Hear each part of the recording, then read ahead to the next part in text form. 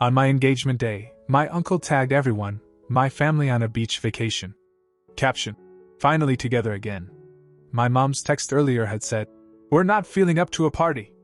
I said nothing. That night, I canceled the mortgage autopay. 6 days later, my dad stormed up my driveway. I walked outside and declared, "I don't really have a family anymore. Not the one I was born into anyway. My name's Joseph. I grew up in northern Georgia, just outside Marietta. Middle-class suburb, cul-de-sacs, cookouts, all that. I used to think we were close. My mom used to bake cookies for my teachers. My dad taught me how to mow a lawn at 10 like it was some sacred ritual. My sister and I used to build forts out of couch cushions. It all felt like a normal family, maybe even a good one. But I see it differently now. They didn't all turn on me at once. It happened slowly, in subtle ways. When I moved in with Kayla, my fiancée, 2 years ago, they acted like I was betraying them. My mom called it rushing things. My dad told me I was making a mistake. My sister said I was selfish, that I only thought about myself. But still, I thought they'd come around. Then came the engagement. Kayla's parents were thrilled. They took over the planning for the engagement party and told me not to worry about a thing. We rented out this beautiful hall in Roswell. Live music, full bar, plated dinner, the whole deal. Everyone got invites months in advance. My family all RSVP'd. My mom even messaged Kayla's mom saying how excited she was. Then the morning of the party, I got a text. "We're not feeling up to a party today. Hope it's lovely." I stared at it for a full minute. No one else followed up. No call from my dad. No text from my sister. I remember telling Kayla maybe something happened, a health scare, a car issue, something legit. I told her not to worry. The party went on. Kayla looked stunning. Her parents made a toast that left half the room misty-eyed. People were laughing, eating, celebrating. And then my phone buzzed again. It was Facebook. My uncle had tagged my entire family in a photo, my mom, my dad, my sister, even 2 of my cousins. All of them grinning under a beach umbrella, drinks in hand. A cheesy stock filter over the photo. The caption hit me harder than any insult they could have thrown. Finally together again. They'd gone on vacation. Together. During my engagement party. I didn't say anything. Not to them. Not even to Kayla at first. I just sat in my car after the party and stared at the dashboard. That night, I logged into my bank and canceled the mortgage autopay. The house was still in my name, the payments had been going to help them. I didn't tell them. I just cut it off. 6 days later, I saw my dad's truck pull into my driveway. He didn't park, he rolled up like he was still in charge of something. I met him outside before he could knock. I didn't yell. I didn't ask questions. I just told him, "You're not entitled to me anymore." He stood there blinking, like he was waiting for the punchline. But there wasn't one. That was the moment everything cracked. And it didn't stop there. I figured I'd hear from someone eventually. I just didn't think it would be that fast. It started with my sister. She texted me a few long messages the next morning, nothing too surprising at first. Just her usual way of talking when she thinks she's got the moral high ground, a lot of fake concern layered with quiet jabs. She said the beach trip had been on the calendar for months, that I should have known we weren't coming, and that I was being childish for reacting the way I did. She even ended one of the texts with, "You know how Dad gets when he's under stress." Like that excused everything. I didn't respond. Not to her, not to my mom, not to the half-hearted "Hope everything's okay" email I got from my aunt 2 days later. I let the silence sit. I let it grow. It was the only honest response I had. But Kayla's parents weren't wired for silence. They invited me over the next evening. When I walked in, it felt weirdly formal. Gary and Denise were already sitting at the dining table. Denise had a manila folder in front of her, and Gary had 2 glasses of iced tea. I thought maybe it was going to be some gentle conversation about moving past it, some awkward parental suggestion that I extend an olive branch, or whatever. I sat down. Gary pushed one of the teas toward me. Then Denise opened the folder and laid out a handful of printed photos on the table. They were from the engagement party, but not the ones we posted. These were raw, unfiltered. Faces in the crowd. Guests whispering to each other. A few staring awkwardly at the reserved signs on the empty chairs we put out for my family. One of Kayla's college friends visibly mouthing the words. "Where are they?" Denise looked at me and said, "That wasn't just your name they embarrassed." I looked at Gary, thinking he'd be more neutral. He wasn't. He leaned forward, elbows on the table. "They made a statement by not showing up. So now it's our turn." The next morning, Denise called my mom directly. She didn't tell me exactly what was said, but I gathered the tone from how quickly things escalated. Denise doesn't raise her voice, but she also doesn't leave room for counterarguments. She told my mother I wasn't her little helper anymore. That I wasn't a backup husband for when Dad didn't want to deal with things. She told her I didn't owe them anything, not money, not favors, not time. And then she told her the mortgage would stay unpaid. My mom hung up without saying goodbye. But that wasn't the end of it. 3 days later, Gary and Denise pulled into our driveway with something big on a trailer. I was out front watering the shrubs. Kayla had just gotten home from a meeting.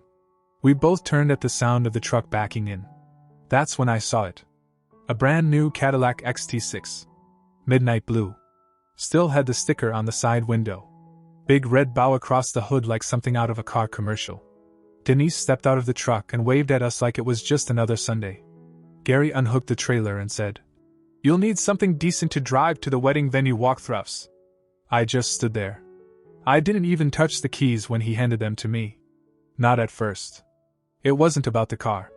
It was about what the car said, about loyalty, about showing up, about choosing your people. Later that night, Kayla's mom told us something that stuck with me.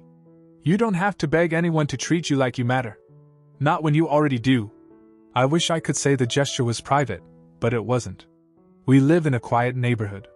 The Cadillac sat in the driveway like a trophy. My mom saw it before I ever said a word. I know because 2 days after that, my sister showed up at the pharmacy where I work. No warning. No hello.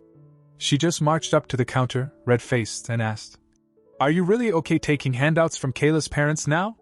I looked at her and said, "Handouts usually come with expectations. All they've ever asked is that I be happy." She stared at me, trying to figure out what to say next, but I wasn't interested. I told her, "You all made your choice. Now live with it." She stood there for a second too long. Then she turned and walked out. That was the first time I really felt the shift. The first time I realized I wasn't just mad. I was done. And I wasn't the only one. Because Denise and Gary were just getting started. The silence from my parents wasn't quiet, it was calculated. They didn't reach out after the car. No text, no call, not even a sarcastic comment on Facebook. My mom went dark on social media entirely for about a week. Then she reappeared, posting a photo of a seafood platter from some beachside place in the Keys with a caption that said, "Peace and quiet is the best medicine."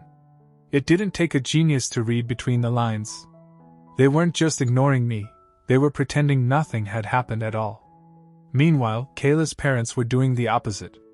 The Cadillac had barely cooled off before Gary started talking about our future. He sat me down one morning with a thick folder and said, "You and Kayla shouldn't be starting married life in debt. You've worked hard. You've earned more than what they've given you." Inside the folder was a proposal, a full down payment for a new house, no strings attached. Not a loan. A gift. Kayla cried when I told her. I didn't. I couldn't.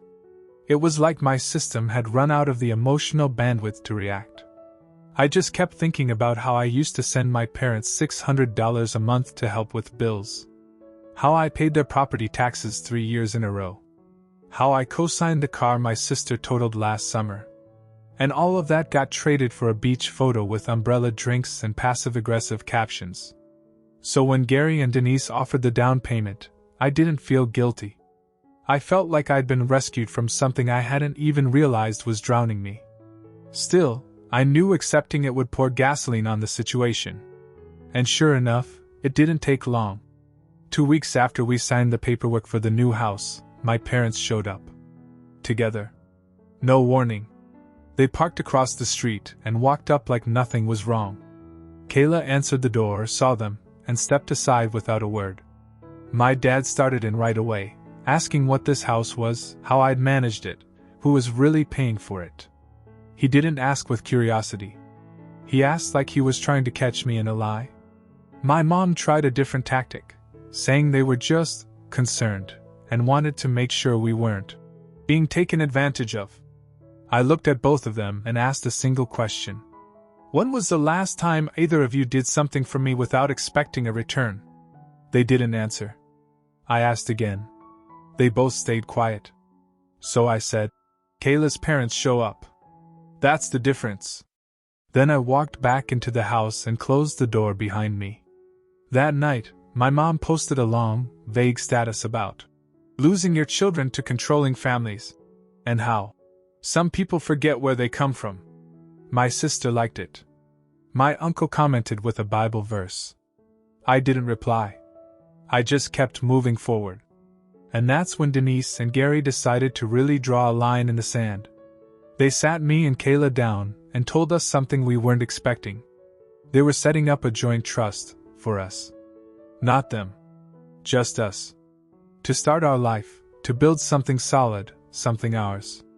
And they made it clear, in plain terms. You two are our family now. We're all in. It felt good. But it also hit something deep in me, that part of you that still hopes your real family might show up someday, even when they've proven they won't. Because deep down, I knew this wasn't just generosity. It was war. And it wasn't over yet. I didn't think they'd go that far. After everything, the beach post, the confrontation, the car, the trust, I assumed they'd back off, maybe go back to pretending I didn't exist, licking their wounds in private. But that's not how my parents work. Silence from them never meant surrender. It meant plotting. The letter came 3 days after Gary and Denise finalized the trust paperwork. Real envelope, handwritten address. No return label. Just Joseph, in my mom's signature cursive. That weird, wedding invitation kind of handwriting she always used when she wanted to seem composed. I read it in the garage, sitting on an overturned paint bucket, the overhead light flickering like something out of a movie. The letter wasn't an apology. Not even close. It was polite, structured, like a conversation that had been rehearsed. She said there had been a lot of misunderstanding lately, and that they'd like to reconnect and have an honest conversation over lunch. She made it sound like we just had a scheduling conflict. Then she dropped a line that I had to read twice. We've been hearing things about this new trust. Just want to be sure everything you're doing is really in your best interest. Don't let people buy your loyalty. You still have a real family. Buy my loyalty. I don't know what she thought that would do. That I'd feel ashamed for being treated with respect? That I'd run back to the people who couldn't be bothered to show up to a party thrown in my honor? I didn't even bring it up to Kayla. I knew how she'd react. I just folded the letter back up and stuck it in the drawer where I kept old receipts and expired coupons. But Denise found out anyway. Not from me, from my dad. He called her. Said he was concerned that I was being misled. That Kayla and I were young and impressionable, and needed to understand that real family doesn't come with conditions. Which, coming from him, was basically performance art. I was in the backyard when Denise took the call. I only heard the tail end through the sliding glass door, her voice sharp, deliberate. If you want him to come back, try being someone worth coming back to. I thought that was it. Until a few days later, another letter arrived. This one from an attorney. My parents were filing a claim.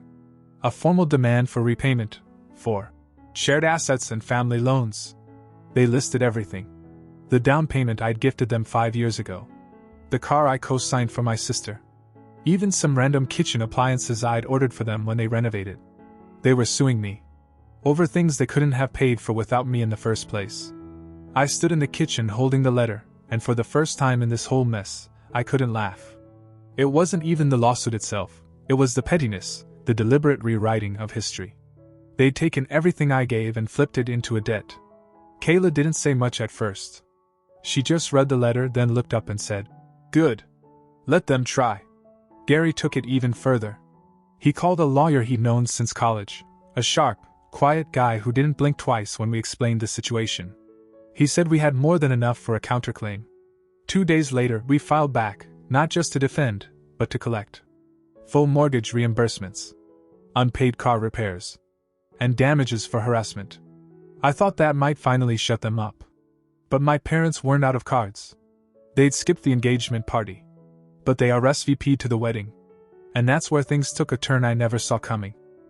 We kept the wedding small for a reason. After everything, the engagement no-show, the lawsuit, the insults, Kayla and I just wanted peace. Her parents handled every detail like pros. We had a venue on a hill overlooking the lake, sunset ceremony, family-style dinner, live jazz trio instead of a DJ. There were 62 people total. Every single one of them had earned their seat. Except 2. A week before the wedding, we got the RSVP envelope back from my parents. Checked.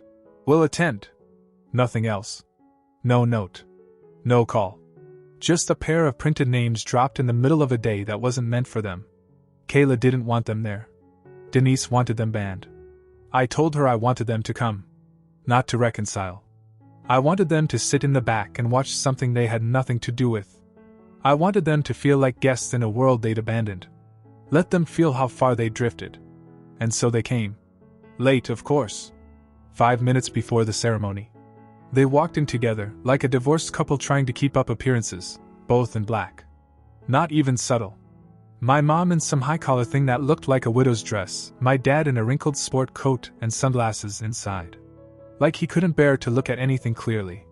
They sat in the last row. No one greeted them. A few of Kayla's cousins whispered to each other when they walked in, but no one said a word. I didn't even glance in their direction. The ceremony was perfect. Kayla was radiant. Her vows made the officiant pause. Denise cried. Gary looked like he was watching his own daughter walk into a better future than he ever had. I felt something I hadn't felt in months, stillness. During dinner, I noticed they were gone. Quietly vanished before the cake was cut. Not surprising. But then a server came up to me, a girl named Leah, I think, and handed me a small white envelope. Someone asked me to give this to you. Said not to open it till you got home. I knew exactly who it was from before I even looked. We got home around midnight. Kayla was upstairs brushing her hair, still humming one of the songs from the dance floor. I sat in the living room with a glass of water and opened the envelope. Inside was a folded note and a check. The note read, "Returning what you think we owe you.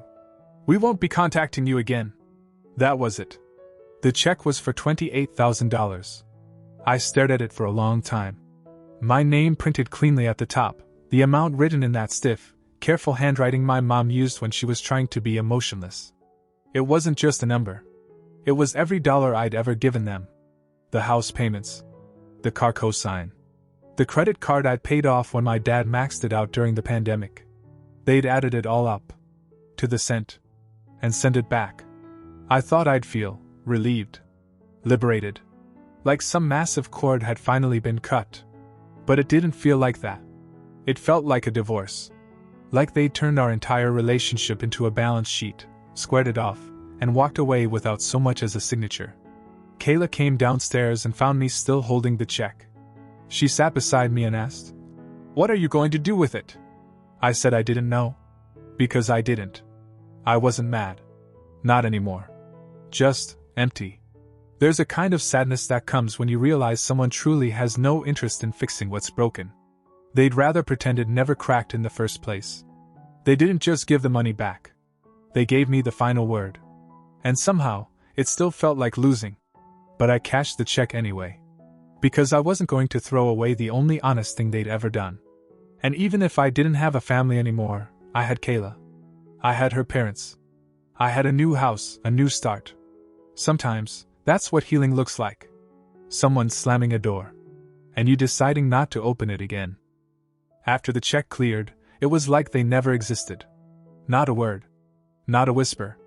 My phone stayed quiet through the holidays. No Thanksgiving texts, no passive-aggressive family group thread with screenshots of pies or my sister's dog in a Halloween costume. Christmas came and went. Kayla and I spent it with her parents in Colorado, snowed in, making soup and watching old movies. It should have been peaceful. And it was. Mostly. But there was an ache I hadn't expected, not for them, exactly, but for the idea of them. The version I used to believe in. The one where parents came through for you, no matter how messy things got. The version where families fought and forgave, not fought and filed. The first year after cutting someone off is strange. You keep catching yourself reaching for a connection that isn't there anymore. I had a habit of calling my mom when I couldn't remember an old recipe. I stopped myself 3 times in January alone. Kayla would catch me staring sometimes.